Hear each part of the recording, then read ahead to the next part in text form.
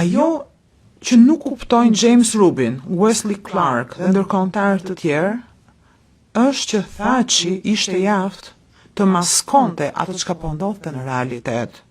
Dhe kjo ndikoi në botkuptimin e tyre për të kuptuar vërtet se si funksionon TUÇK-ja.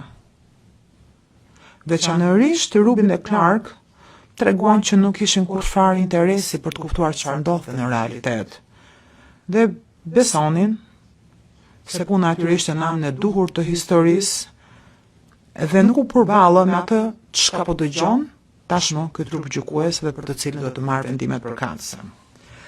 Vendimet e tyre në fakt nuk ishin as në përputhje me standardet ligjore ndërkombëtare sa i takon kontrollit efektiv.